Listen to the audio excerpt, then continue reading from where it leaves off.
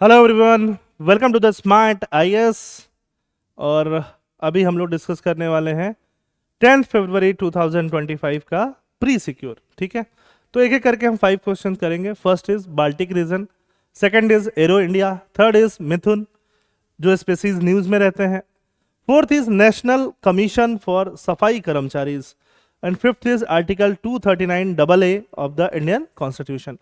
तो Baltic region जो है, बाल्टिक मतलब बाल्टी मत समझ लेना, ये मैप का रीजन है, यूरोपियन रीजन है जिसके बारे में हम समझने वाले हैं।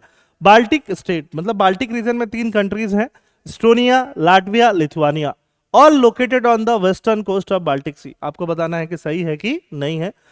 All three Baltic states are members of both NATO and European Union. Third, the Baltic states are bound on the east by Russia, on the southeast by Belarus, and on the southwest by Poland and an exclave of Russia. Exclave मतलब छोटा एक exclave है Russia का, वहां से ये लोग bound है। तो आप ये तीनों स्टेटमेंट पढ़ो और अगर आपको पता है तो आप आंसर दे सकते हो। बाल्टिक रीजन का आपको मैप में जानकारी होना चाहिए। तो फर्स्ट इनकरेक्ट है, बाकी दोनों करेक्ट है। Baltic Sea, Estonia, Latvia and Lithuania are located on the eastern coast of Baltic Sea. Western coast पे नहीं है, ईस्टर्न कोस्ट पे। सेकंड और थर्ड जो है वो सही है। अब इसके लिए आप क्या देखोगे, इसके लिए आप मैप देखोगे। मैप में आप समझोगे ये रहा पूरा आपका यूरोप, है ना। यूरोप में बाल्टिक कंट्रीज कहाँ है? बाल्टिक कंट्रीज आपको मिलेंगी, ये पूरा अगर यूरोप में अगर हम लोग चले जाएं, ठीक है, तो इस रीजन में आपको जाके बाल्टिक कंट्रीज मिलेंगी। ठीक है, यहाँ पे लाटविया, फिर यहाँ पे मिलेगा लिथुआनिया, और यहाँ पे मिलेगा आपको एस्टोनिया। ये जो कंट्रीज हैं ये आपको क्या मिलेंगे? बाल्टिक कंट्रीज मिलेंगे। अब ये रीजन है, ये क्या है? बाल्टिक सी। अगर हम लोग यहाँ पे आ जाते हैं, ठीक है, तो आप देख सकते हो यहाँ पे एस्टोनिया, फिर लाटविया और फिर लिथुआनिया, ये 3 कंट्रीज क्या है? बाल्टिक कंट्रीज हैं। और इसके ईस्ट साइड में आपको क्या दिखेगा? रशिया दिखेगा। ठीक है, और ये बाल्टिक के ईस्ट साइड में ये तीनों के तीनों कंट्रीज हैं जिनको हम लोग बाल्टिक कंट्रीज के नाम से ही जानते हैं।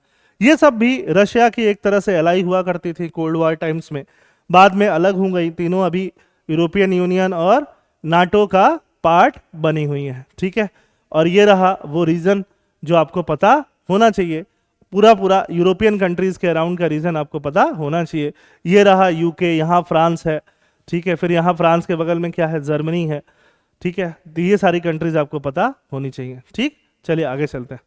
Why in news Baltic states unplug from Russia and join EU power grid. European Union power grid को इन्होंने ज्वाइन किया है। एरो इंडिया के बारे में पढ़ते हैं। एरो इंडिया क्या है? Aero India is a biennial aviation and defence exhibition organised by the ministry of defence, government of India. ठीक है, the event primarily focuses on showcasing India civil aviation sector with minimal participation from the defence industry. Defence industry का minimal participation होता है ऐसा बिल्कुल भी नहीं है, डिफेंस इंडस्ट्री का ही ज्यादा पार्टिसिपेशन होता है। Avenue for 2025 edition is Bengaluru. First edition कब हुआ था? 1996 में। ये भी सही है। एलाहंका एयरफोर्स स्टेशन बेस पे, तो एयरफोर्स स्टेशन बेस हो रहा है और डिफेंस इंडस्ट्री यूज नहीं होगी, ये तो गलत बात सीधे ही लग रहा है। सेकंड स्टेटमेंट काट दो, सेकंड का आंसर क्या आ जाएगा? ए आ जाएगा। ठीक है, चलिए आगे आते हैं। एरो इंडिया का इस साल का थीम आप एक बार के लिए याद रख लिए, the runway to a billion opportunities. Aero India 2025 announce 10 से 14 फरवरी 2025, यलाहंका बेंगलुरु। मिथुन क्या है? Mithun is state animal of Arunachal and Nagaland. The Solang festival, celebrated by Adi tribes of Arunachal, commemorates the arrival of Mithun. In Nagaland, Mithun was sacrificed during the Feast of Merit, marking social and economic achievement. Mithun is listed at critically endangered on IUCN Red List and included in CITES Appendix 1. Critically endangered ये बिल्कुल नहीं है, तो इसको हटाते ही आपको 444 cancel हो जाएंगे और थर्ड का आंसर क्या आ जाएगा? बी आ जाएगा। बाकी तीनों स्टेटमेंट जो हैं इसके सही हैं। बाकी तीनों स्टेटमेंट जो हैं मिथुन के बारे में ये आपको सही मिलेंगे। Mithuns get a glow up for a road safety. The semi wild bovines of Arunachal Pradesh will soon wear fluorescent collars that are visible enough for vehicle driver on highways, thus ensuring the safety of both human and animal। तो ये जो animal हैं आपको क्या देखेंगे? इन्हीं को क्या बोलते हैं हम लोग? मिथुन बोलते हैं। Fourth question, national commission for सफाई कर्मचारी। सफाई कर्मचारी का कमीशन ये statutory body that function under ministry of social justice and empowerment. It is responsible for implementing the prohibition of employment as manual scavenger and their rehabilitation act. Manual scavenger, manually latrine और excreta को साफ करना, ये prohibited है. और इसको देखने के लिए आपके पास कौन है? नेशनल कमीशन फॉर सफाई कर्मचारी है. इस एक्ट के through it is the only body which keep track of sewer deaths in India. Sewer में उतरने से कितने लोगों का डेथ हुआ, कितने सफाई कर्मचारी का, उसका ट्रैक कौन रखता है? ये बॉडी रखता है, NCSK, नेशनल कमीशन फॉर सफाई कर्मचारी. तो आप देखिए और आंसर बताइए कि इसका आंसर क्या होने वाला है. तो पहला स्टेटमेंट क्या है? इनकरेक्ट है. NCS कब बना था? नेशनल कमीशन फॉर सफाई कर्मचारी was constituted in 1994 as a statutory body. However, this act lapsed in 2004 and since then the NCSK has been functioning as a non-statutory body under Ministry of Social Justice and Empowerment. तो ये एक statutory body नहीं है फिलहाल. Second और third statement बिल्कुल सही statement है. न्यूज में क्यों है? Cabinet approves extension of national commission for सफाई कर्मचारी टेन्योर कब तक? अंटिल 2028. इनके बारे में आपको पता होना चाहिए. डायरेक्टली एथिक्स में आप इनका यूज कर सकते हो. GS paper 1 society, Indian society के अंदर ऐसे क्वेश्चन पूछे जाते हैं और जीएस पेपर 2 वनरेबल सेक्शन में इनका यूज किया जाता है. ठीक है, नेक्स्ट आते हैं फिफ्थ क्वेश्चन और लास्ट क्वेश्चन.